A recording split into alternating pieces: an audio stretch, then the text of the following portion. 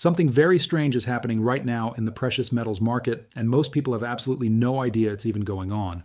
Imagine waking up one morning, checking your phone, and seeing that silver has quietly crossed $90 per ounce while you were sleeping. Not gold, silver. The metal that most people treat like an afterthought. The metal that sits in your grandmother's drawer in the form of old spoons and forgotten coins. That's silver, and here's the part that should make your jaw drop. That moment may be closer than anyone in mainstream finance is willing to admit, because as we sit here today, gold is already thundering toward $4,700 per ounce again, driven by forces so powerful and so global that even the most skeptical analysts are quietly changing their tune. And when gold moves like this, history has shown us something very specific happens next. Silver goes on a run that makes gold's gains look modest by comparison. So today, we are going to walk through exactly what is happening, why it is happening, and what it could mean for you, whether you own silver right now or you're just watching from the sidelines trying to figure out if this train has already left the station. I want you to stay with me until the very end of this video because the final piece of the puzzle is the one that almost nobody is talking about, and it could change the way you think about silver forever. Let's get into it. To understand where we are going, we have to understand where we are coming from. Gold's move toward $4,700 is not a fluke. It is not random market noise. It is the result of a very specific set of conditions that have been building for years and are now converging at the same time like planets aligning in the financial universe. Central banks around the world, particularly in Asia, the Middle East, and Eastern Europe, have been buying gold at a pace that hasn't been seen in modern history. The World Gold Council has confirmed that central bank gold purchases have been running at historically elevated levels for multiple consecutive years. These aren't small purchases. We are talking about hundreds of tons of gold being pulled off the market every single year by institutions that have decided, collectively and independently, that they want to hold less paper currency and more physical gold. When the people who print the money start buying gold, that tells you something profound about where they think things are headed. And then there's the debt story. The United States national debt has crossed $34 trillion. That is not a number most human brains can properly process. To put it in some kind of context, if you stacked 34 trillion $1 bills on top of each other, that stack would reach from the Earth to the Sun and come back more than 3 times. The interest payments alone on that debt are now running at over $1 trillion per year, which means the government is spending more on interest than it does on defense or Medicare. When investors around the world look at that math and they see it playing out in real time, the flight toward hard assets like gold and silver accelerates. And that is exactly what we are seeing right now. If you are finding this information valuable and you want to keep understanding what is really going on in the metals market, go ahead and hit that like button right now. It takes 1 second and it genuinely helps this channel reach more people who need to hear this. And if you haven't subscribed yet, hit that subscribe button so you don't miss the next video, because we are going to keep tracking this story as it develops in real time. All right, now let's get to the silver part, because this is where things get really interesting. Silver is what analysts call a dual demand metal. It is both a monetary metal and an industrial metal at the same time, and that dual nature creates a pressure cooker dynamic that gold simply does not have. On the monetary side, silver has been used as real money for thousands of years. Ancient Rome used it. The American dollar was once backed by it. For most of human civilization, if you wanted to buy something significant, you did it with silver. That deep psychological and historical connection to money never fully goes away, and in times of financial uncertainty, silver's monetary appeal comes roaring back. But that's only half the equation. The other half is industrial demand, and this is where the story becomes truly explosive. Right now, the world is undergoing an energy transition unlike anything in human history. Solar panels, electric vehicles, wind energy systems, advanced electronics, all of these technologies require silver, and they require it in massive quantities. A single solar panel requires a meaningful amount of silver paste to conduct electricity.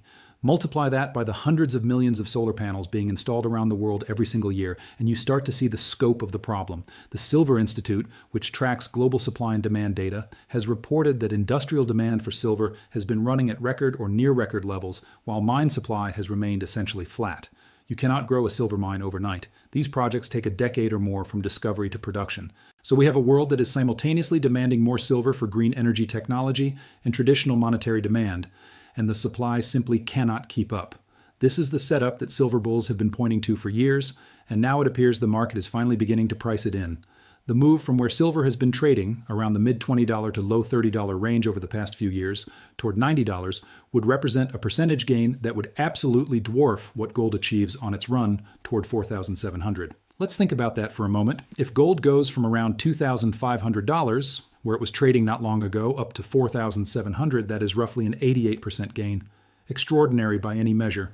But if silver goes from $25 to $90, that is a 260% gain on the same underlying economic conditions, with the same catalysts. That is the asymmetry that makes silver so compelling to the people who truly understand what is happening in these markets right now. But let's slow down here, because there is an important nuance that serious investors always examine, and that is the gold to silver ratio.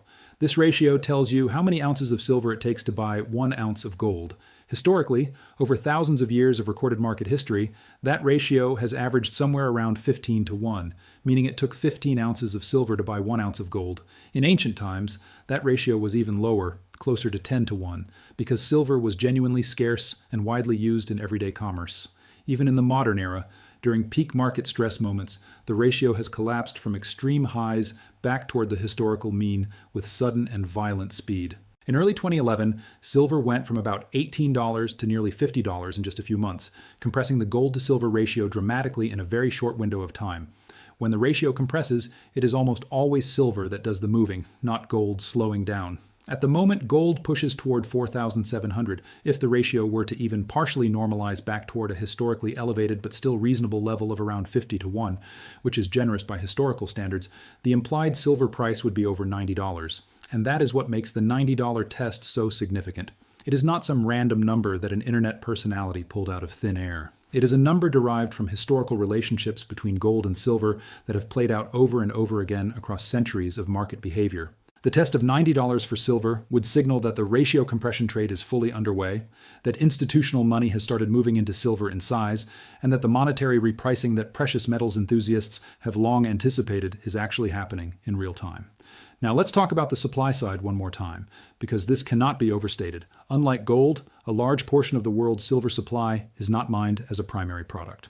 A significant share of silver production comes as a byproduct of mining copper, zinc, and lead. That means when industrial metal prices fall and those mines cut production, silver supply falls with them, regardless of what silver's own price is doing. This creates a structural supply constraint that is completely unique to silver and has no real parallel in the gold market.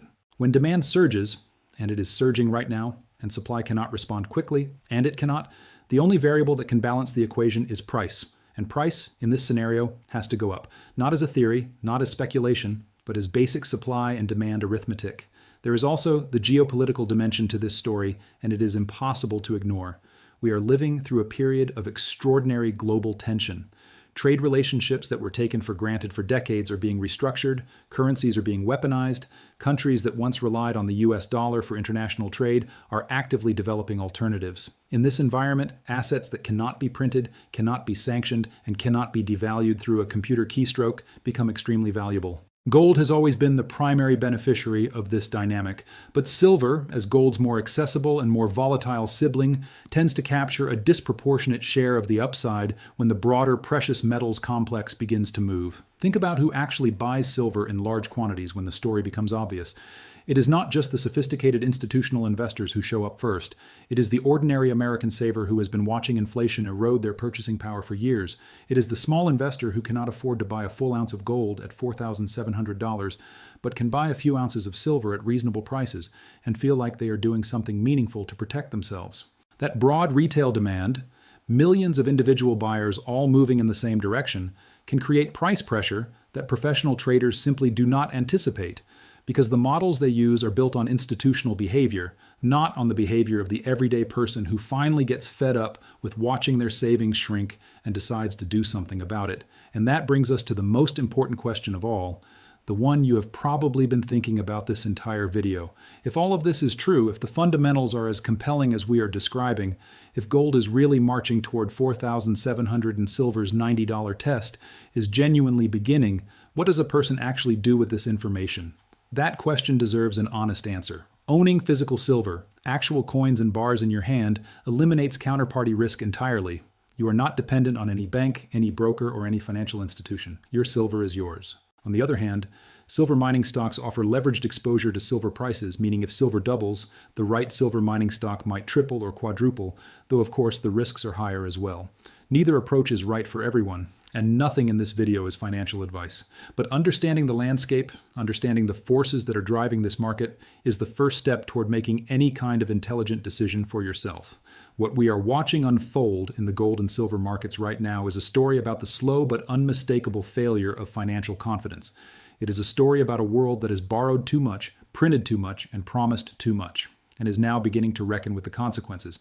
Gold and silver have survived every currency collapse, every empire that overspent itself, every financial system that eventually buckled under its own weight. They are not going away. They are, in many ways, just getting started.